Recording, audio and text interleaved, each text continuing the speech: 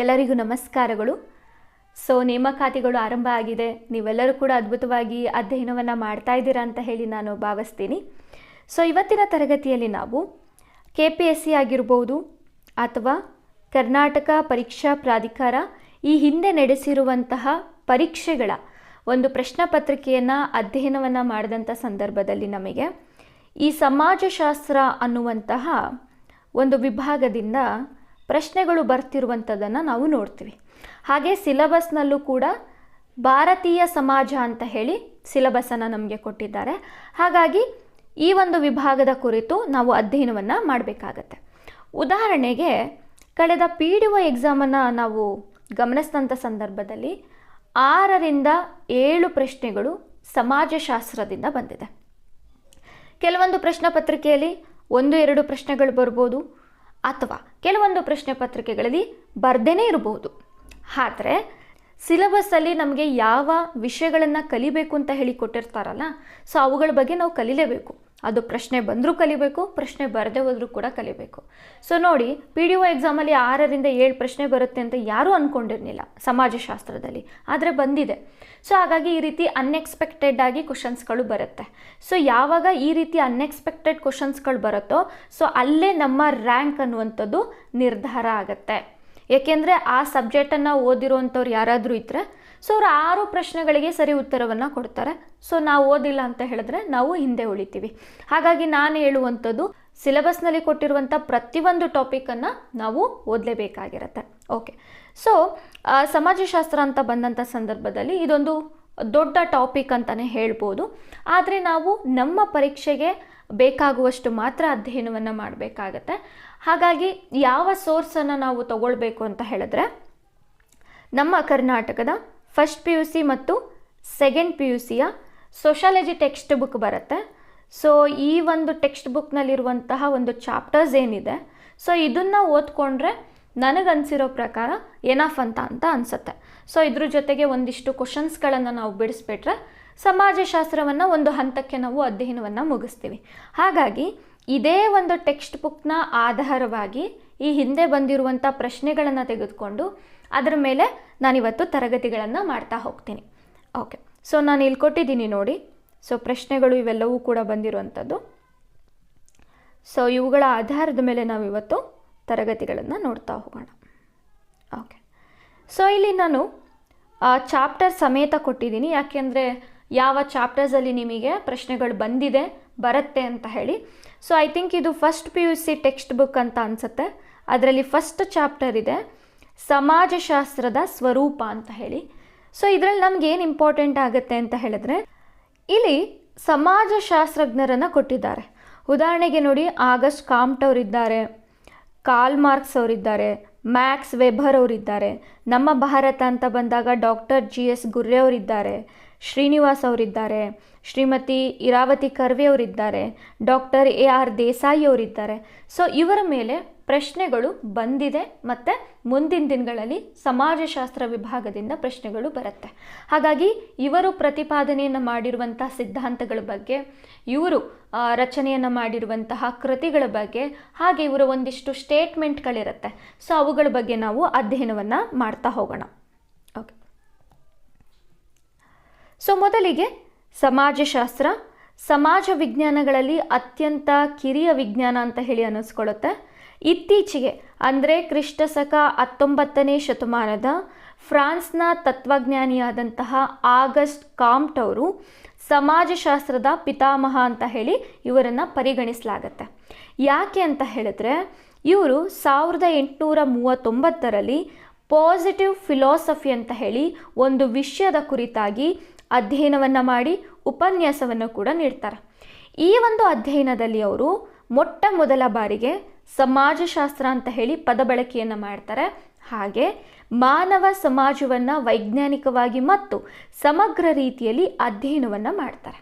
ಹಾಗಾಗಿ ಆಗಸ್ಟ್ ಕಾಮ್ಟ್ ಅವ್ರನ್ನ ನಾವು ಸಮಾಜಶಾಸ್ತ್ರದ ಪಿತಾಮಹ ಅಂತ ಹೇಳಿ ಕರಿಬಹುದಾಗಿರುತ್ತೆ. ಇವರು ಸಮಾಜಶಾಸ್ತ್ರದ ಬಗ್ಗೆ ಒಂದು ಸ್ಟೇಟ್ಮೆಂಟನ್ನು ಕೊಡ್ತಾರೆ. ಸಮಾಜಶಾಸ್ತ್ರವು ನಿಸರ್ಗ ಸಹಜವಾದ ಹಾಗೂ ಸ್ಥಿರ ರೂಪದ ನಿಯಮಗಳಿಗೆ ಒಳಪಟ್ಟಂತಹ ಸಾಮಾಜಿಕ ವಿದ್ಯಮಾನಗಳ ವಿಜ್ಞಾನವಾಗಿದ್ದು ಅಂತಹ ನಿಯಮಗಳನ್ನು ಕಂಡುಕೊಳ್ಳುವುದೇ ಅದರ ಶೋಧನೆಯ ಉದ್ದೇಶವಾಗಿರುತ್ತೆ ಅಂತ ಹೇಳಿ ಸಮಾಜಶಾಸ್ತ್ರದ ಕುರಿತು ಸ್ಟೇಟ್ಮೆಂಟನ್ನು ಕೊಟ್ಟಿದ್ದಾರೆ. ಹಾಗೆ ಇವರ ಒಂದು ಪಾಸಿಟಿವ್ ಫಿಲಾಸಫಿ ಅನ್ನುವಂತಹ ಕೃತಿ ಕೂಡ ಬಹಳಷ್ಟು ಇಂಪಾರ್ಟೆಂಟ್ ಆಗುತ್ತೆ.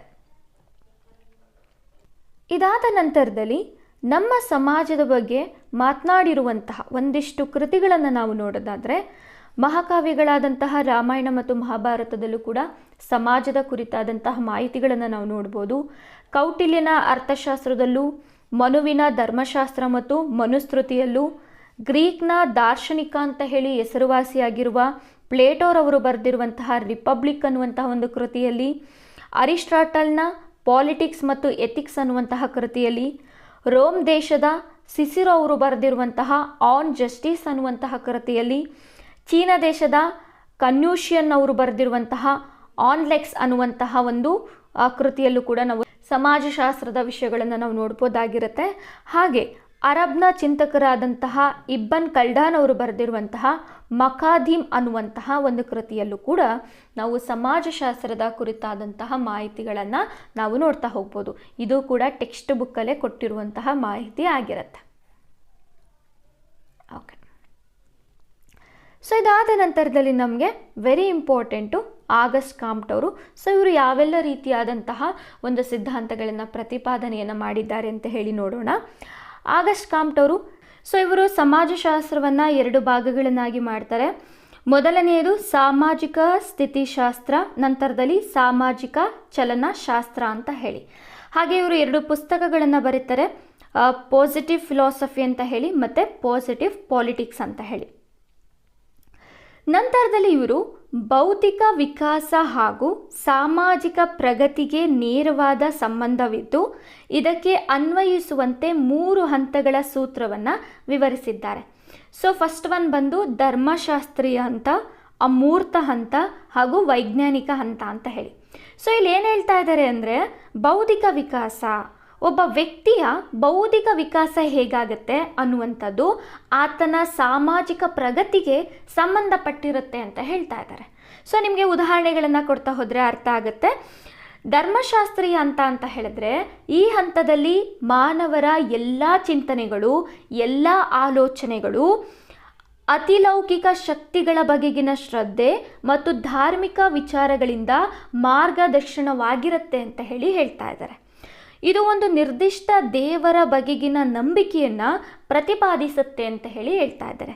ಧರ್ಮಶಾಸ್ತ್ರೀಯ ಅಂತ ಹೇಳಿದ್ರೆ ನಾವು ದೇವರನ್ನು ನಂಬುವಂಥದ್ದು, ಸೊ ಯಾವುದೋ ಒಂದು ಶಕ್ತಿ ನಮ್ಮನ್ನು ಕಾಪಾಡ್ತಾ ಇದೆ ಅಂತ ಹೇಳುವಂಥದ್ದು. ಸೊ ಈ ಒಂದು ಹಂತವನ್ನು ನಾವು ಧರ್ಮಶಾಸ್ತ್ರೀಯ ಅಂತ ಹೇಳಿ ನಮ್ಮ ಬೌದ್ಧಿಕ ವಿಕಾಸದಲ್ಲಿ ಹೇಳ್ಬೋದಾಗಿರುತ್ತೆ. ನಂತರದಲ್ಲಿ ಅಮೂರ್ತ ಅಂತ ಹೇಳಿ, ಅಂದರೆ ಈ ಹಂತದಲ್ಲಿ ಮಾನವನ ಎಲ್ಲ ಚಿಂತನೆಗಳು ಪ್ರಕೃತಿಯ ಅಗೋಚರ ಶಕ್ತಿಗಳಿಂದ ನಿರ್ದೇಶನ ಆಗಿರುತ್ತೆ. ಇದು ಬಹುತೇಕವಾಗಿ ಪ್ರಕೃತಿಯ ಬಗೆಗಿನ ತಾತ್ವಿಕ ಶೋಧನೆ ಆಗಿರುತ್ತೆ ಅಂತ ಹೇಳಿ ಹೇಳ್ತಾ ಇದ್ದಾರೆ. ಅಂದರೆ ಸೊ ನಾವಿಲ್ಲಿ ಪ್ರಕೃತಿಯನ್ನು ದೇವರು ಅಂತ ಹೇಳಿ ಆರಾಧನೆಯನ್ನು ಮಾಡುವಂಥದ್ದು, ಪ್ರಕೃತಿಯಲ್ಲಿರುವಂತಹ ಒಂದು ಅಗೋಚರ ಶಕ್ತಿಯ ಬಗ್ಗೆ ನಾವು ಚಿಂತನೆಯನ್ನು ಮಾಡುವಂಥದ್ದು. ಸೊ ಇವುಗಳನ್ನು ನಾವು ಅಮೂರ್ತ ಅಂತ ಹೇಳಿ ಕರಿತೀವಿ. ನಂತರದಲ್ಲಿ ವೈಜ್ಞಾನಿಕ ಹಂತ. ಈ ಹಂತ ಎಂಬುದು ಜಗತ್ತಿನ ಬಗ್ಗೆ ನಮ್ಮ ಎಲ್ಲ ಬೌದ್ಧಿಕ ಚಿಂತನೆಗಳು, ಅವಲೋಕನಗಳನ್ನು ಅವಲಂಬಿಸಿರುತ್ತೆ. ಈ ಸೂತ್ರದ ಪ್ರಕಾರ ಮಾನವ ಹೆಚ್ಚು ವೈಜ್ಞಾನಿಕ ದೃಷ್ಟಿಕೋನವನ್ನು ಬೆಳೆಸಿಕೊಂಡಿರ್ತಾರೆ ಅಂತ ಹೇಳಿ ಆಗಸ್ಟ್ ಕಾಮ್ಟ್ ಅವರು ಹೇಳ್ತಾ ಇದ್ದಾರೆ. ಅಂದರೆ ಬಹಳಷ್ಟು ವೈಜ್ಞಾನಿಕವಾಗಿ ಯೋಚನೆ ಮಾಡುವಂಥದ್ದು, ಪ್ರತಿಯೊಂದು ವಿಷಯದ ಹಿಂದೆ ಸೈನ್ಸ್ ಇರುತ್ತೆ ಅಂತ ಹೇಳಿ ಹೇಳಲಾಗತ್ತೆ. ಅಂದರೆ ಪ್ರತಿಯೊಂದು ವಿಚಾರಗಳನ್ನು ವೈಜ್ಞಾನಿಕ ದೃಷ್ಟಿಯಿಂದ ಜನರು ನೋಡ್ತಾರೆ ಅಂತ ಹೇಳಿ ಇಲ್ಲಿ ಆಗಸ್ಟ್ ಕಾಮ್ಟ್ ಅವರು ವೈಜ್ಞಾನಿಕ ಹಂತದಲ್ಲಿ ಹೇಳ್ತಾ ಇದ್ದಾರೆ. ಸೊ ಇದಾದ ನಂತರದಲ್ಲಿ ಆಲ್ಬರ್ಟ್ ಸ್ಪೆನರ್ ಅವರು ಅಂತ ಹೇಳಿ ಬರ್ತಾರೆ. ಇವರು ಬ್ರಿಟಿಷ್ ಸಾಮಾಜಿಕ ಚಿಂತಕರಾಗಿರ್ತಾರೆ. ಹಾಗೆ ಇವರನ್ನು ನಾವು ಸಮಾಜಶಾಸ್ತ್ರದ 2ನೇ ಪಿತಾಮಹ ಅಂತಲೂ ಕೂಡ ಕರಿಬಹುದಾಗಿರುತ್ತೆ. ಸೊ ಇವರು ಚಾರ್ಲ್ಸ್ ಡಾರ್ವಿನ್ ರವರ ಪ್ರಭಾವಿತರಾಗಿರ್ತಾರೆ. ಸೊ ಚಾರ್ಲ್ಸ್ ಡಾರ್ವಿನ್ ಅವರು the origin of the species ಅನ್ನುವಂತಹ ಕೃತಿಯನ್ನು ಅಥವಾ ಸಿದ್ಧಾಂತವನ್ನು ಮಂಡನೆಯನ್ನು ಮಾಡಿದ್ದಾರೆ ಅಂತ ಹೇಳಿ ನಾವು ನೋಡ್ಬೋದು. ಇನ್ನು ಆಲ್ಬರ್ಟ್ ಸ್ಪೆನರ್ ಅವರು ಜೈವಿಕ ಸಾದೃಶ್ಯದ ಸಿದ್ಧಾಂತವನ್ನು ಮಂಡನೆಯನ್ನು ಮಾಡ್ತಾರೆ ಅಂತ ಹೇಳಿ ನಾವು ನೋಡ್ಬೋದಾಗಿರುತ್ತೆ. ಹಾಗೆ ಇವರು ಬರೆದಿರುವಂತಹ ಕೃತಿಗಳನ್ನು ನಾವು ನೋಡೋದಾದರೆ social static, friend principle, the principle of the ethics, principle of the sociology, the man versus the state, ನಂತರದಲ್ಲಿ ದ ಸ್ಟಡಿ ಆಫ್ ಸೋಷಾಲಜಿ ಅಂತ ಹೇಳಿ. ಸೊ ಈ ಕೃತಿಗಳನ್ನು ರಚಿಸಿದ್ದಾರೆ ಅಂತ ಹೇಳ್ಬೋದು. ಸೊ ನಮಗೆ ಕೃತಿಗಳು ಇಂಪಾರ್ಟೆಂಟ್ ಆಗುತ್ತೆ ಅಂತಲೂ ಕೂಡ ನಾವು ನೋಡ್ಬೋದು. ಸೊ ಇವರ ನಂತರದಲ್ಲಿ ನಾವು ಕಾರ್ಲ್ ಮಾರ್ಕ್ಸ್ ಅವ್ರನ್ನ ನಾವು ನೋಡ್ಬೋದಾಗಿರುತ್ತೆ. ಸೊ ಇವರು ಮಹಾನ್ ಚಿಂತಕರಲ್ಲಿ ಒಬ್ಬರಾಗಿರ್ತಾರೆ. ಇವರು ಸಾಮಾಜಿಕ ಬದಲಾವಣೆಯ ಸಿದ್ಧಾಂತ ಹಾಗೂ ಸಾಮಾಜಿಕ ಸಂಘರ್ಷಣೆಯ ಕ್ರಾಂತಿಯ ವಿಶ್ಲೇಷಣೆಯಿಂದ ಅವರನ್ನು ಆಧುನಿಕ ಸಮಾಜಶಾಸ್ತ್ರದ ಸ್ಥಾಪಕ ಅಂತ ಹೇಳಿ ನಾವು ಕರಿಬಹುದಾಗಿರುತ್ತೆ. ಸೊ ಕಾರ್ಲ್ ಮಾರ್ಕ್ಸ್ ಅವರು ಸಾಮಾಜಿಕ ಕ್ರಾಂತಿಯ ಅನಿವಾರ್ಯತೆಯನ್ನು ಅಧ್ಯಯನ ಮಾಡಿರ್ತಾರೆ. ಸೊ ಹಾಗಾಗಿ ಇವರೊಂದು ಸ್ಟೇಟ್ಮೆಂಟನ್ನು ಕೊಡ್ತಾರೆ. ಈ ವರ್ಗ ಸಂಘರ್ಷಣೆ ಇದೆಯಲ್ಲ, ಇದು ಇತಿಹಾಸದ ಕೀಲಿಕೈ ಅಂತ ಹೇಳಿ ಹೇಳ್ತಾರೆ. ಇದುವರೆಗಿನ ಸಮಾಜದ ಇತಿಹಾಸ ಬಂಡವಾಳಗಾರರು ಹಾಗೂ ಕಾರ್ಮಿಕರ ನಡುವಿನ ಸಂಘರ್ಷಣೆಯೇ ವಿನಃ ಮತ್ಯಾವುದೂ ಅಲ್ಲ ಅಂತ ಹೇಳಿ ಇವರು ಒಂದು ಸ್ಟೇಟ್ಮೆಂಟನ್ನು ಕೊಟ್ಟಿರುವಂಥದ್ದನ್ನು ನಾವು ನೋಡ್ಬೋದು. ಸೊ ಇವರು ಬರೆದಿರುವಂತಹ ಒಂದು ಕೃತಿಗಳನ್ನು ನಾವು ನೋಡೋದಾದರೆ the German ideology, the ಪವರ್ಟಿ of the philosophy, the Holi family, the manifesto of the communist party and the Das capital ಅಂತ ಹೇಳಿ. ಸೊ ಇದಿಷ್ಟು ಇವರ ಪ್ರಮುಖ ಕೃತಿಗಳು ಆಗಿರುತ್ತೆ. ಸೊ ಇದಾದ ನಂತರದಲ್ಲಿ ಇಲ್ಲೊಂದು ಪ್ರಶ್ನೆ ಇದೆ ನೋಡಿ. ಸೊ ಇವರೆಲ್ಲರೂ ಕೂಡ ಸಮಾಜಶಾಸ್ತ್ರಜ್ಞರು, ಹಾಗೆ ಅವರು ಬರೆದಿರುವಂತಹ ಪುಸ್ತಕಗಳ ಬಗ್ಗೆ ಇಲ್ಲಿ ಪ್ರಶ್ನೆಯನ್ನು ಕೇಳಿದ್ದಾರೆ. ಸೊ KM ಕಪಾಡಿ ಅವರಿದ್ದಾರೆ, GS ಗುರ್ರೆ ಅವರು the very important, Shyam Charan Dubey ಅವರಿದ್ದಾರೆ, ನಂತರ ಮೇಕಿಮ್ ಮ್ಯಾರಿಮೇಟ್ ಅವರಿದ್ದಾರೆ. ಸೊ ಇದ್ರ ಬಗ್ಗೆ ನಾವು ಫಸ್ಟ್ ಅಧ್ಯಯನ ಮಾಡಿ ನಂತರ ಈ ಪ್ರಶ್ನೆಗೆ ಬರೋಣ. ಓಕೆ, ಸೊ ಇಲ್ಲೂ ಇದ್ದಾರೆ ನೋಡಿ, ಗುರ್ರೆ ಅವರಿದ್ದಾರೆ, ಶ್ರೀನಿವಾಸ್ ಅವರಿದ್ದಾರೆ, ಐರಾವತಿ ಕರ್ವೆ ಇದ್ದಾರೆ, AR ದೇಸಾಯಿ ಅವರಿದ್ದಾರೆ. So same as it is ಅವ್ರು ಬರೆದಿರುವಂಥ ಪುಸ್ತಕಗಳ ಬಗ್ಗೆ ಇದೆ. ಓಕೆ, ಎಸ್, ಈಗ ನಾವು ನೋಡೋಣ GS ಗುರ್ರೆ ಅವರ ಬಗ್ಗೆ. ಡಾಕ್ಟರ್ ಗೋವಿಂದ ಸದಾಶಿವ ಗುರ್ರೆ ಅವರು ಮಹಾರಾಷ್ಟ್ರದ ಮಲ್ವಾನ್ ರತ್ನಗಿರಿ ಎಂಬಲ್ಲಿ ಡಿಸೆಂಬರ್ 12, 1893ರಲ್ಲಿ ಜನಿಸ್ತಾರೆ. ಭಾರತದಲ್ಲಿ ಸಮಾಜಶಾಸ್ತ್ರವನ್ನು ಜನಪ್ರಿಯಗೊಳಿಸಿರುವವರಲ್ಲಿ ಗುರ್ರೆ ಅವರು ಪ್ರಮುಖ ಪಾತ್ರವನ್ನು ವಹಿಸ್ತಾರೆ. ಹಾಗಾಗಿ ನಮ್ಮ ಭಾರತೀಯ ಸಮಾಜಶಾಸ್ತ್ರದ ಪಿತಾಮಹ ಅಂತ ಹೇಳಿ ಡಾಕ್ಟರ್ GS ಗುರ್ರೆ ಅವರನ್ನು ಕರೆಯಲಾಗುತ್ತೆ. ಸೊ ಹಾಗಾಗಿ ಪ್ರಶ್ನೆಯನ್ನು ಕೇಳ್ಬೋದು, ನಮ್ಮ ಭಾರತದ ಸಮಾಜಶಾಸ್ತ್ರದ ಪಿತಾಮಹ ಯಾರು ಅಂತ ಹೇಳಿ. ಸೊ ನಂತರದಲ್ಲಿ ಸಮಾಜಶಾಸ್ತ್ರದ ವಿಭಾಗದ ಮೊದಲ ಮುಖ್ಯಸ್ಥರಾಗಿ ಕಾರ್ಯನಿರ್ವಹಿಸಿದ ಖ್ಯಾತಿ ಕೂಡ ಗುರ್ರೆ ಅವರಿಗೆ ಸಲ್ಲುತ್ತದೆ. ಭಾರತೀಯ ಸಮಾಜಶಾಸ್ತ್ರದ ಕ್ಷೇತ್ರದಲ್ಲಿ ಇವರನ್ನು ಆರಂಭಿಕ ಸಮಾಜಶಾಸ್ತ್ರಜ್ಞರು ಅಂತ ಹೇಳಿ ಗುರುತಿಸಲಾಗುತ್ತೆ. ಸೊ ನಂತರದಲ್ಲಿ ಇವ್ರ ಬಗ್ಗೆ ನಾವು ನೋಡ್ತಾ ಹೋದರೆ ಡಾಕ್ಟರ್ ಗುರ್ರೆ ಅವರು ಭಾರತದ ಜಾತಿ ಮತ್ತು ಜನಾಂಗಗಳ ಮೇಲೆ ಆಳವಾದಂಥ ಅಧ್ಯಯನವನ್ನು ಮಾಡಿದ್ದಾರೆ. ಜಾತಿಯ ಉಗಮ ಹೇಗಾಗುತ್ತೆ, ಪ್ರಾದೇಶಿಕ ಜಾತಿಯ ಅಸ್ತಿತ್ವ ಹೇಗಿರುತ್ತೆ ಅಂತಲೂ ಕೂಡ ಇವರು ಅಧ್ಯಯನವನ್ನು ನಡೆಸಿದ್ದಾರೆ. ನಂತರದಲ್ಲಿ ಇಂದು ಮತ್ತು ಯುರೋಪಿಯನ್ ಸಂಸ್ಕೃತಿಯ ಬಂಧುತ್ವ ಹೇಗಿರುತ್ತೆ ಅಂತ ಕೂಡ ಅಧ್ಯಯನವನ್ನು ನಡೆಸಿ family and king in Indo European culture ಅನ್ನುವಂತಹ ಒಂದು ಕೃತಿಯನ್ನು ಕೂಡ ಬಿಡುಗಡೆಯನ್ನು ಮಾಡಿದ್ದಾರೆ ಅಂತ ಹೇಳಿ ನಾವು ನೋಡ್ಬೋದು. ಸೊ ಇವರ ವಿಚಾರದಲ್ಲಿ ಬಹಳಷ್ಟು ಇಂಪಾರ್ಟೆಂಟ್ ಆಗುವಂಥದ್ದು, ಸೊ ಇವರು ಜಾರಿಗೊಳಿಸಿರುವಂತಹ ಕೃತಿಗಳ ಬಗ್ಗೆ ಪ್ರಶ್ನೆಗಳು ಬಂದಿದೆ. So caste and race in India, scheduled tribe, social tension in India, Vedic India, ಭಾರತೀಯ ಸಾಲುಗಳು, ಹಾಗೆ ಇವರು ಇಂಡಿಯನ್ ಸೋಷಾಲಜಿಕಲ್ ಸೊಸೈಟಿ ಸ್ಥಾಪನೆಯನ್ನು ಮಾಡ್ತಾರೆ. ಹಾಗೆ ಸೋಷಾಲಜಿಕಲ್ ಬುಲೆಟಿನ್ ಅನ್ನುವಂತಹ ಒಂದು ಪ್ರಕಟಣೆಯನ್ನು ಕೂಡ ಹೊರಡಿಸ್ತಾರೆ ಅಂತ ಹೇಳಿ ನಾವು ನೋಡ್ಬೋದು. ಸೊ ಹಾಗಾಗಿ caste and race in India ಇದೆಯಲ್ಲ, ಸೊ ಇದು ಪ್ರಶ್ನೆ ಆಗಿದೆ. ಸೊ ನಾನು ಇಲ್ಲೇ ಹಾಕಿದ್ದೀನಿ ಅನಿಸುತ್ತೆ. ಎಸ್, ಇಲ್ಲಿದೆ ನೋಡಿ. ಸೊ ಇಲ್ಲಿ GS ಗುರ್ರೆ ಅವರಿದ್ದಾರೆ. ಸೊ ಇಲ್ಲಿದೆ ನೋಡಿ, caste and race in India. Okay, so ಗುರ್ರೆ ಅವರು, so 4th option is A right answer ಆಗುತ್ತೆ. ಎಗೆ 4 ಅಂತ ಹೇಳಿದ್ರೆ ನೋಡಿ, ಸೊ ಇಂಟರ್ ಆನ್ಸರೇ ನಮಗೆ ಸಿಕ್ಬಿಡ್ತು. ಸೊ ಹಾಗಾಗಿ ಗುರ್ರೆ ಅವರು ಕೂಡ ಬಹಳ ಇಂಪಾರ್ಟೆಂಟ್ ಆಗ್ತಾರೆ. ಮತ್ತು ಇಲ್ಲಿ ನೋಡಿ, ಸೊ ಇಲ್ಲಿ GS ಗುರ್ರೆ ಅವ್ರ ಬಗ್ಗೆ ನಾವು ಅಧ್ಯಯನವನ್ನು ಮಾಡಿದ್ದೀವಿ. ಸೊ ಇವರು ಭಾರತದ ಜನಾಂಗಗಳು ಮತ್ತು ಸಂಸ್ಕೃತಿಗಳು ಅನ್ನುವಂತಹ ಪುಸ್ತಕವನ್ನು ಬರೆದಿದ್ದಾರೆ ಅಂತ ಹೇಳ್ತಾ ಇದ್ದಾರೆ. ಅಂದರೆ race and culture of India. So ನೀವೇ ನೋಡಿದ್ದೀರಾ, race and culture of India ಅಂತ ಹೇಳಿ ಯಾವುದೇ ಕೃತಿಯನ್ನು ಅವ್ರು ಬರೆದಿಲ್ಲ. ಸೊ ಅವ್ರು ಬರೆದಿರುವಂಥದ್ದು caste and race in India ಅಂತ ಹೇಳಿ, caste and race in India ಅಂತ ಹೇಳಿ ಅಲ್ವಾ? ಎಸ್. ಸೊ ಹಾಗಾಗಿ option B is a wrong answer ಆಗಿರುತ್ತೆ. ಸೊ ಇಲ್ಲಿ ಬಿ ಹೋಯಿತು, ನಂತರ ಬಿ ಹೋಯಿತು. ಸೊ ಆನ್ಸರ್ ಎಸ್ ACE ಆಗಿರುತ್ತೆ. ಸೊ ಇಲ್ಲಿ ನೋಡಿ ಆನ್ಸರ್ ACE. ಸೊ KM ಕಪಾಡಿಯವರು ಭಾರತದಲ್ಲಿ ಮದುವೆ ಮತ್ತು ಕುಟುಂಬ ಅಂತ ಹೇಳಿ ಬರೆದಿದ್ದಾರೆ. ಸೊ ನಂತರದಲ್ಲಿ ಶ್ಯಾಮ್ ಚರಣ್ ಡುಬೆ ಅವರು ಗ್ರಾಮ ಭಾರತ ವಿಲೇಜ್ ಇಂಡಿಯಾ ಅಂತ ಹೇಳಿ ಬರೆದಿದ್ದಾರೆ.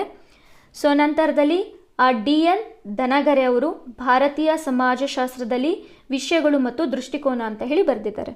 ಸೊ ಇಲ್ಲಿ ಮೇಕಿ ಮ್ಯಾರಿಮೆಟ್ ಅವರು ಏನಿದೆಯಲ್ಲ, ಸೊ ಇದು ಕೂಡ ರಾಂಗ್ ಆನ್ಸರ್. ಇಲ್ಲಿ ಕಿಂಗ್ಶಿಪ್ ಆರ್ಗನೈಜೇಷನ್ ಇಂಡಿಯಾ ಇದೆಯಲ್ಲ, ಸೊ ಇದನ್ನು ಬರೆದಿರೋವಂಥವ್ರು ಐರಾವತಿ ಕರ್ವೆ ಅವರು. ಸೊ ಐರಾವತಿ ಕರ್ವೆ ಅವರು ಬರೆದಿರುವಂತಹ ಕೃತಿ ಬಂದು ಕಿಂಗ್ಶಿಪ್ ಆರ್ಗನೈಜೇಷನ್ ಇಂಡಿಯಾ. ಸೊ ಹಾಗಾಗಿ ಈ ಒಂದು ಆಪ್ಷನ್ ಕೂಡ ತಪ್ಪಾಗಿರುತ್ತೆ.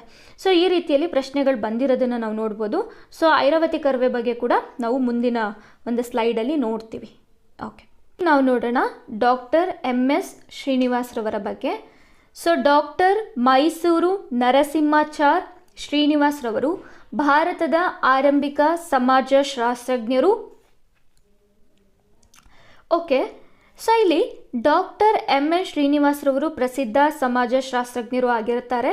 ಸಮಾಜಶಾಸ್ತ್ರದ ಅಧ್ಯಯನದಲ್ಲಿ ಓಕೆ, ಸೊ ಡಾಕ್ಟರ್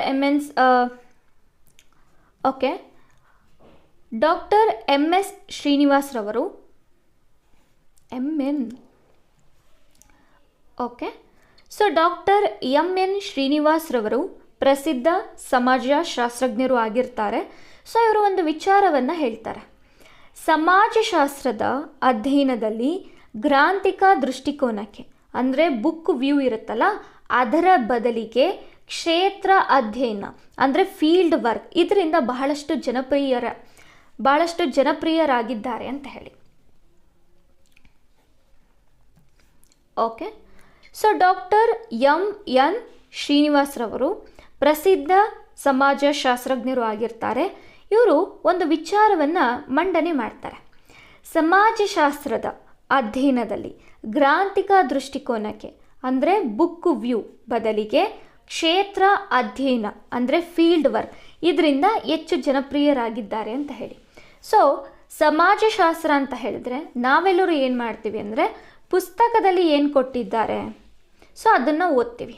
ಓ ಹೌದಾ, ಹೀಗಂತೆ, ಸೊ ಹೀಗಂತೆ ಅಂತ ಹೇಳಿ. ಆದರೆ ಡಾಕ್ಟರ್ MN ಶ್ರೀನಿವಾಸ್ರವರು ಹೇಳ್ತಾರೆ, ಸೊ ಸಮಾಜಶಾಸ್ತ್ರ ಅನ್ನುವಂಥದ್ದು ಪುಸ್ತಕದ ಒಂದು ರೀತಿಯಲ್ಲಿ ನೋಡುವಂಥದ್ದಲ್ಲ. ಸೊ ಡಾಕ್ಟರ್ MN ಶ್ರೀನಿವಾಸ್ರವರು ಹೇಳ್ತಾರೆ, ಸಮಾಜಶಾಸ್ತ್ರವನ್ನು ಬುಕ್ಕಿನಲ್ಲಿ ಕೊಟ್ಟಿರುವಂತಹ ವಿಷಯದ ಒಂದು ಪಾಯಿಂಟ್ ಆಫ್ ವ್ಯೂ ಇಂದ ಯೋಚನೆ ಮಾಡೋದಕ್ಕಿಂತ ಹೆಚ್ಚಿಂದ ಪುಸ್ತಕ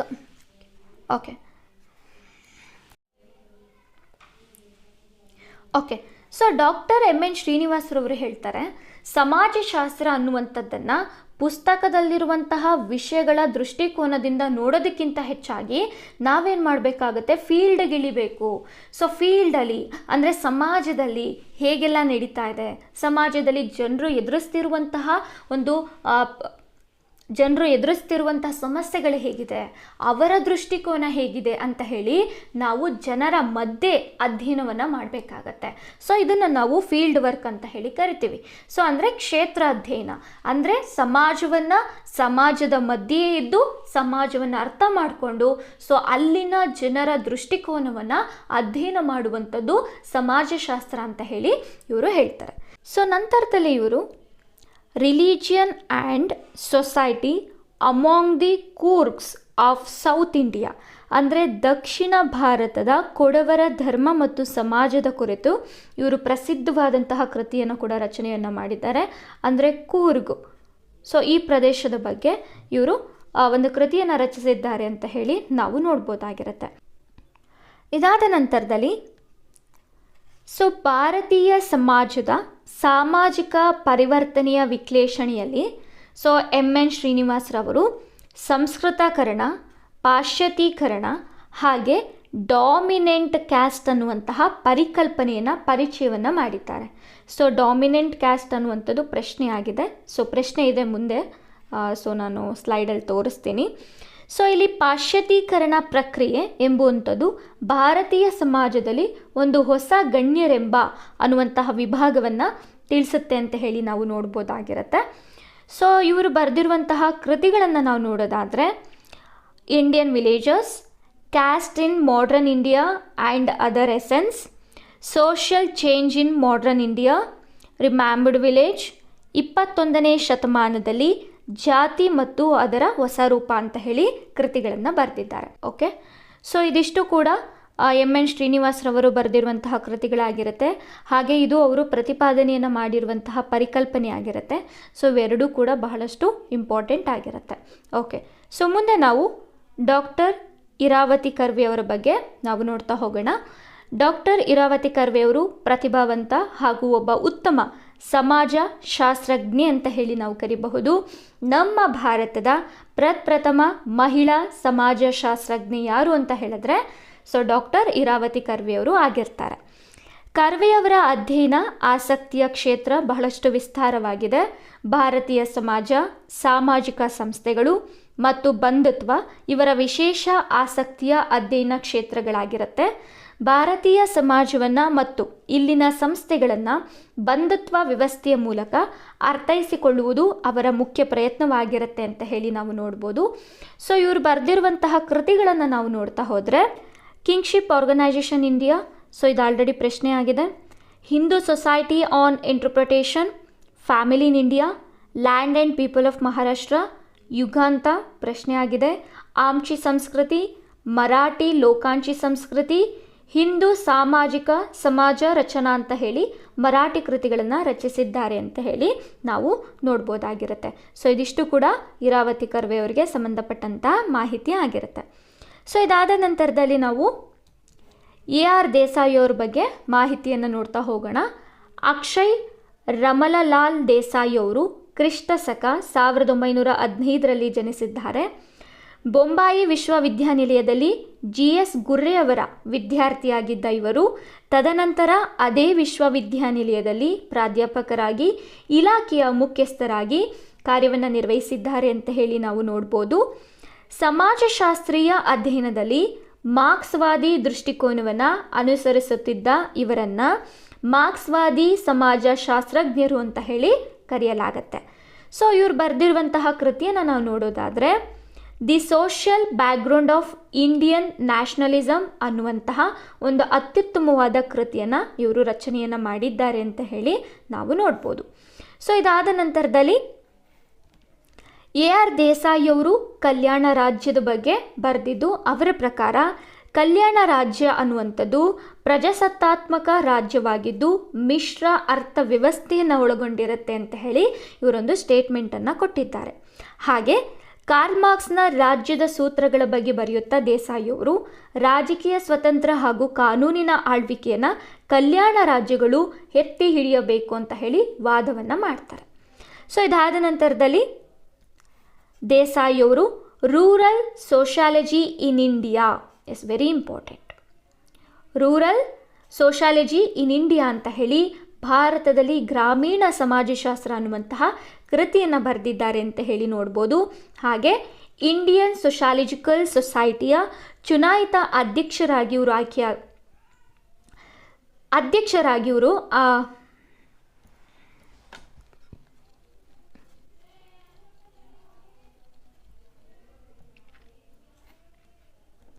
ನಂತರದಲ್ಲಿ AR ದೇಸಾಯಿಯವರು ಕಲ್ಯಾಣ ರಾಜ್ಯ ಅನ್ನುವಂತಹ ಒಂದು ಕಾನ್ಸೆಪ್ಟ್ ಬಗ್ಗೆ ಮಾತಾಡ್ತಾರೆ. ಇದರ ಪ್ರಕಾರ ಕಲ್ಯಾಣ ರಾಜ್ಯ ಅಂತ ಹೇಳಿದ್ರೆ ಪ್ರಜಾಸತ್ತಾತ್ಮಕ ರಾಜ್ಯವಾಗಿದ್ದು ಮಿಶ್ರ ಅರ್ಥ ವ್ಯವಸ್ಥೆಯನ್ನು ಒಳಗೊಂಡಿರುವಂತಹ ಒಂದು ವ್ಯವಸ್ಥೆಯನ್ನು ಕಲ್ಯಾಣ ರಾಜ್ಯ ಅಂತ ಹೇಳಿ ಕರೆಯಲಾಗುತ್ತೆ. ಇನ್ನು ಇವರು ಕಾರ್ಲ್ ಮಾರ್ಕ್ಸ್ನ ರಾಜ್ಯದ ಸೂತ್ರಗಳ ಬಗ್ಗೆ ಬರೆಯುತ್ತಾ ದೇಸಾಯಿಯವರು ರಾಜಕೀಯ ಸ್ವತಂತ್ರ ಹಾಗೂ ಕಾನೂನಿನ ಆಳ್ವಿಕೆಯನ್ನು ಕಲ್ಯಾಣ ರಾಜ್ಯಗಳು ಎತ್ತಿ ಹಿಡಿಯಬೇಕು ಅಂತ ಹೇಳಿ ವಾದವನ್ನು ಮಂಡನೆಯನ್ನು ಮಾಡಿದ್ದಾರೆ. ಇದಾದ ನಂತರದಲ್ಲಿ ಇವರು rural sociology in India, so ಭಾರತದಲ್ಲಿ ಗ್ರಾಮೀಣ ಸಮಾಜಶಾಸ್ತ್ರ ಅನ್ನುವಂತಹ ಕೃತಿಯನ್ನು ಬರೆದಿದ್ದಾರೆ. The very important. Okay, so ನಂತರದಲ್ಲಿ ಇವರು ಅನೇಕ ಗೌರವಗಳಿಗೆ ಪಾತ್ರರಾಗಿದ್ದ ದೇಸಾಯಿಯವರು ಇಂಡಿಯನ್ ಸೋಷಾಲಜಿಕಲ್ ಸೊಸೈಟಿಯ ಚುನಾಯಿತ ಅಧ್ಯಕ್ಷರಾಗಿ ಕಾರ್ಯವನ್ನು ನಿರ್ವಹಿಸಿದ್ದಾರೆ ಅಂತಲೂ ಕೂಡ ನಾವು ಹೇಳ್ಬೋದು. ಭಾರತೀಯ ಸಮಾಜಶಾಸ್ತ್ರಕ್ಕೆ AR ದೇಸಾಯಿಯವರು ಪ್ರಮುಖ ಕೊಡುಗೆಯನ್ನು ಕೊಟ್ಟಿದ್ದಾರೆ ಅಂತಲೂ ಕೂಡ ನಾವು ನೋಡ್ಬೋದಾಗಿರುತ್ತೆ. ಓಕೆ, ಸೊ ಒಟ್ಟಾರೆಯಾಗಿ AR ದೇಸಾಯಿಯವರು ಬರೆದಿರುವಂತಹ ಕೃತಿಗಳನ್ನು ನಾವು ನೋಡೋದಾದರೆ the social background of Indian nationalism ಇದೆ, ರೂರಲ್ ಸೋಷಾಲಜಿ ಇನ್ ಇಂಡಿಯಾ ಇದೆ, ಹಾಗೆ ಕಲ್ಯಾಣ ರಾಜ್ಯ ಪರಿಕಲ್ಪನೆಯನ್ನು ಕೂಡ ಕೊಟ್ಟಿದ್ದಾರೆ. ಸೊ ಇದೆಲ್ಲವೂ ಕೂಡ ಇಂಪಾರ್ಟೆಂಟ್ ಆಗುತ್ತೆ. ಸೊ ನಂತರದಲ್ಲಿ ನಮ್ಮ ಭಾರತದಲ್ಲಿರುವಂತಹ ಇತರೆ ಚಿಂತಕರನ್ನು ಇಲ್ಲಿ ಪಟ್ಟಿಯನ್ನು ಕೊಟ್ಟಿದ್ದೀನಿ ನೋಡಿ. So KM ಕಪಾಡಿಯವರಿದ್ದಾರೆ. ಸೊ ಇವರ ಬಗ್ಗೆ ಪ್ರಶ್ನೆ ಆಗಿದೆ. ನಂತರದಲ್ಲಿ IP ದೇಸಾಯಿಯವರು, ನಂತರದಲ್ಲಿ ಡಾಕ್ಟರ್ SC ದುಬೆ ಅವರು, ಲೀಲಾ ದುಬೆ ಅವರು, ಹೀಗೆ ಇವರೆಲ್ಲರೂ ಕೂಡ ಬಹಳಷ್ಟು ಸಮಾಜಶಾಸ್ತ್ರ ವಿಭಾಗಕ್ಕೆ ಒಂದು ಕೊಡುಗೆಯನ್ನು ಕೊಟ್ಟಿದ್ದಾರೆ ಅಂತ ಹೇಳಿ ನಾವು ನೋಡ್ಬೋದು. ಓಕೆ, ಸೊ ಇದಾದ ನಂತರದಲ್ಲಿ ಇಲ್ಲೊಂದು ಚಾಪ್ಟರ್ ಇದೆ ನೋಡಿ. ಸೊ ಭಾರತೀಯ ಸಮಾಜದ ನಿರ್ಮಾಣ ಮತ್ತು ಜನಸಂಖ್ಯಾ ಶಾಸ್ತ್ರ ಅಂತ ಹೇಳಿ. ಸೊ ಇದು ಸೆಕೆಂಡ್ PUCಯ ಫಸ್ಟ್ ಚಾಪ್ಟರ್ ಅಂತ ಹೇಳ್ಬೋದು.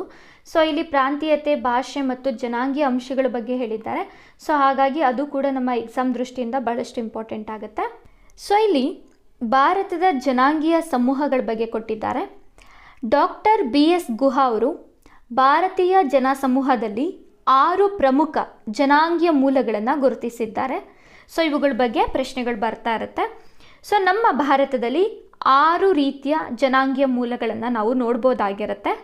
ಸೊ ಮೊದಲಿಗೆ ನಿಗ್ರಿಟೋ ಜನಾಂಗೀಯ ಮೂಲ, ಪ್ರೋಟೋ ಆಸ್ಟ್ರೊಲೈಟ್ ಜನಾಂಗೀಯ ಮೂಲ, ಮೊಂಗೊಲೈಡ್ ಜನಾಂಗೀಯ ಮೂಲ, ಮೆಡಿಟೇರಿಯನ್ಸ್, ಪಶ್ಚಿಮ ಬಾಕ್ರಿ ಸೆಫಾಲರು ಮತ್ತು ನಾರ್ಡಿಕ್ ಜನಾಂಗೀಯ ಮೂಲಗಳನ್ನು ನಾವು ನೋಡ್ಬೋದಾಗಿರುತ್ತೆ. ಸೊ ಇವುಗಳ ಬಗ್ಗೆ ನಾವು ಅಧ್ಯಯನ ಮಾಡ್ತಾ ಹೋಗೋಣ. ಸೊ ನಿಗ್ರಿಟೋ ಜನ ಇಲ್ಲಿ ಕಂಡು ಬರ್ತಾರೆ, ಪೊಟೋ ಆಸ್ಟ್ರೊಲೈಟ್ ಜನರು ಇಲ್ಲಿ ಕಂಡು ಬರ್ತಾರೆ. ಸೊ ಈ ರೀತಿ ಪ್ರಶ್ನೆಗಳು ಬರೋ ಸಾಧ್ಯತೆಗಳು ಇರುತ್ತೆ. ಓಕೆ, ಸೊ ನೀವಿಲ್ಲಿ ನೋಡ್ತಾ ಇದ್ದೀರಾ ನಿಗ್ರಿಟೋ ಜನಾಂಗೀಯ ಮೂಲದವರನ್ನು. ಸೊ ಇವರ ಲಕ್ಷಣಗಳನ್ನು ಒಳಗೊಂಡಿರುವಂತಹ ನಮ್ಮ ಭಾರತದ ಬುಡಕಟ್ಟು ಪ್ರದೇಶಗಳನ್ನು ಹಾಗೂ ಬುಡಕಟ್ಟು ಮೂಲಗಳನ್ನು ನಾವು ನೋಡ್ತಾ ಹೋಗೋಣ.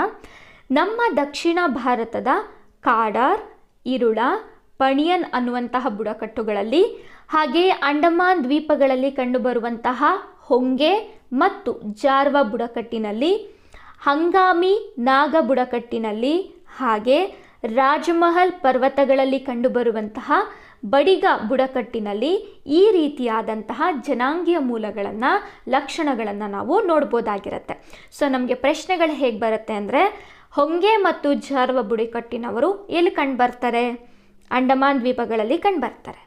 ರಾಜಮಹಲ್ ಪರ್ವತದಲ್ಲಿ ಕಂಡುಬರುವಂತಹ ಬುಡಕಟ್ಟಿನವರು ಯಾರು ಅಂದರೆ ಬಡಿಗ ಬುಡಕಟ್ಟಿನವರು ಕಂಡುಬರ್ತಾರೆ ಅಂತ ಹೇಳಿ ನಾವು ನೋಡ್ಬೋದು.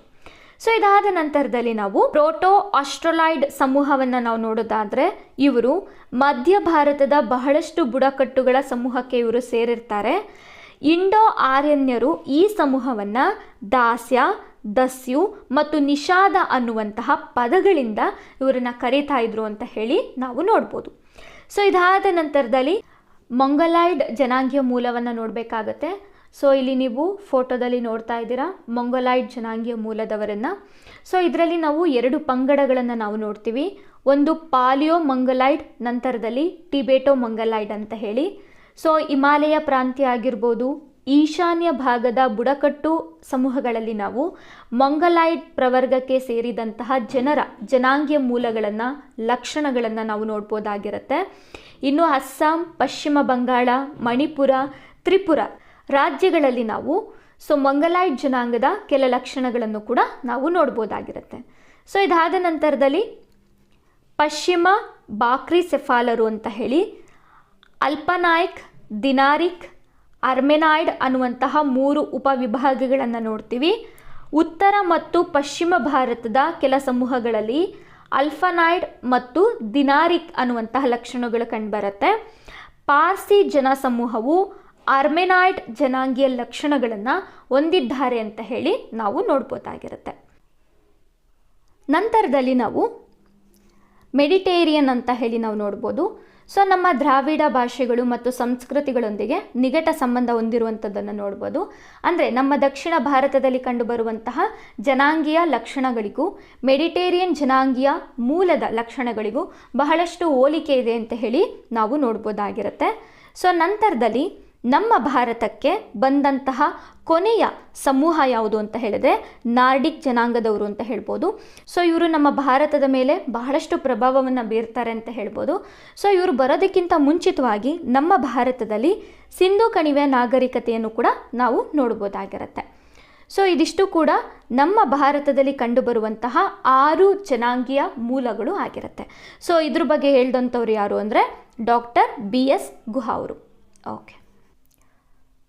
ಓಕೆ ಸೊ ನಮ್ಮ ಭಾರತದ ಭಾಷಾ ವೈವಿಧ್ಯತೆ ಬಗ್ಗೆ ನಾವು ನೋಡ್ತಾ ಹೋಗೋಣ. ಭಾಷೆಯು ಭಾರತದ ವೈವಿಧ್ಯತೆಯ ಮತ್ತೊಂದು ಮೂಲ ಅಂತ ಹೇಳಿ ಕರಿಬಹುದು. ಭಾರತೀಯ ಸಂವಿಧಾನವು ತನ್ನ 8ನೇ ಅನುಸೂಚಿಯಲ್ಲಿ ಇದುವರೆಗೂ 22 ಭಾಷೆಗಳನ್ನು ಆಡಳಿತಾತ್ಮಕ ಉದ್ದೇಶಕ್ಕಾಗಿ ಅಧಿಕೃತ ಭಾಷೆಗಳು ಅಂತ ಹೇಳಿ ಘೋಷಣೆಯನ್ನು ಮಾಡಿದ್ದಾರೆ. ಸೊ ಇಲ್ಲಿರುವಂತಹ 22 ಭಾಷೆಗಳನ್ನು ನೀವು ನೋಡ್ಬೋದಾಗಿರುತ್ತೆ. ಇನ್ನು ಗ್ರೇಯರ ಭಾಷಾ ಸಮೀಕ್ಷೆಯ ಪ್ರಕಾರ ನಮ್ಮ ಭಾರತದಲ್ಲಿ 1652 ಭಾಷೆಗಳನ್ನು ನಾವು ನೋಡ್ಬೋದಾಗಿರುತ್ತೆ.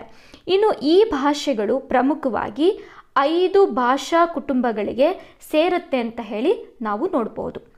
ಸೊ ಅವುಗಳ ಬಗ್ಗೆ ನಾವು ನೋಡ್ತಾ ಹೋಗೋಣ. ಇಂಡೋ ಆರ್ಯನ್ ಭಾಷೆಗಳು ಸಂಸ್ಕೃತ, ಹಿಂದಿ, ಬೆಂಗಾಲಿ, ಮರಾಠಿ, ಗುಜರಾತಿ, ಒರಿಯಾ, ಪಂಜಾಬಿ, ಬಿಹಾರಿ, ರಾಜಸ್ಥಾನಿ, ಅಸ್ಸಾಮಿ, ಸಿಂಧಿ ಮತ್ತು ಕಾಶ್ಮೀರಿ ಭಾಷೆಗಳು ಈ ಸಮೂಹಕ್ಕೆ ಸೇರುತ್ತವೆ. ನಮ್ಮ ಒಟ್ಟು ಭಾರತೀಯ ಜನಸಮೂಹದಲ್ಲಿ 3/4 ಜನರು ಇಂಡೋ ಆರ್ಯನ್ ಭಾಷೆಗಳನ್ನು ಮಾತನಾಡ್ತಾರೆ ಅನ್ನುವಂಥದ್ದನ್ನು ನಾವು ನೋಡ್ಬೋದಾಗಿರುತ್ತೆ. ಸೊ ನಂತರದಲ್ಲಿ ದ್ರವಿಡಿಯನ್ ಭಾಷೆಗಳು ನಮ್ಮ ದಕ್ಷಿಣ ಭಾರತದ ತಮಿಳು, ಕನ್ನಡ, ತೆಲುಗು ಮತ್ತು ಮಲಯಾಳಂ ಭಾಷೆಗಳು ಈ ಸಮೂಹಕ್ಕೆ ಸೇರುತ್ತೆ ಅಂತ ಹೇಳಿ ನಾವು ನೋಡ್ಬೋದು. ನಂತರದಲ್ಲಿ ಆಸ್ಟ್ರಿಕ್ ಭಾಷೆಗಳು ಅಂತ ಹೇಳಿ ಬರುತ್ತೆ. ಮುಂಡಾರಿ, ಸಂತಾಲಿ, ಮೈಥಿಲಿ ಮತ್ತು ಡೊಂಗ್ರಿ ಅನ್ನುವಂತಹ ಭಾಷೆಗಳು ಈ ಸಮೂಹಕ್ಕೆ ಸೇರುತ್ತೆ. ಸೊ ಇದಾದ ನಂತರದಲ್ಲಿ ಇಂಡೋ ಬರ್ಮನ್ ಭಾಷೆಗಳು ಅಂತ ಹೇಳಿ ಮಣಿಪುರಿ, ಬೋಡೋ, ಲಡಾಖಿ ಮತ್ತು ಕುಕ್ರಿ ಅನ್ನುವಂತಹ ಭಾಷೆಗಳು ಟಿಬೆಟೋ ಬರ್ಮನ್ ಭಾಷೆಗಳು ಆಗಿರುತ್ತೆ. ಕೊನೆಯದಾಗಿ ಯುರೋಪಿಯನ್ ಭಾಷೆಗಳು, ಸೊ ಇಂಗ್ಲಿಷ್ ಆಗಿರ್ಬೋದು, ಪೋರ್ಚುಗೀಸ್, ಫ್ರೆಂಚ್ ಭಾಷೆಗಳು ಯುರೋಪಿಯನ್ ಭಾಷೆಗಳಾಗಿರುತ್ತೆ. ಈ ಒಂದು ಪೋರ್ಚುಗೀಸ್ ಭಾಷೆಯನ್ನು, ಫ್ರೆಂಚ್ ಭಾಷೆಯನ್ನು ನಾವು ಗೋವಾ ಮತ್ತು ಪಾಂಡಿಚೇರಿಯಲ್ಲಿ ಮಾತನಾಡ್ತಾರೆ ಅನ್ನುವಂಥದ್ದನ್ನು ನಾವು ನೋಡ್ಬೋದು. ಸೊ ಇದಿಷ್ಟು ಕೂಡ ಭಾಷಾ ವೈವಿಧ್ಯತೆಗೆ ಸಂಬಂಧಪಟ್ಟಂತಹ ಮಾಹಿತಿ. ನಂತರದಲ್ಲಿ ಒಂದಿಷ್ಟು ಸ್ಟೇಟ್ಮೆಂಟ್ಗಳಿದೆ, ನಾವು ನೋಡ್ತಾ ಹೋಗೋಣ.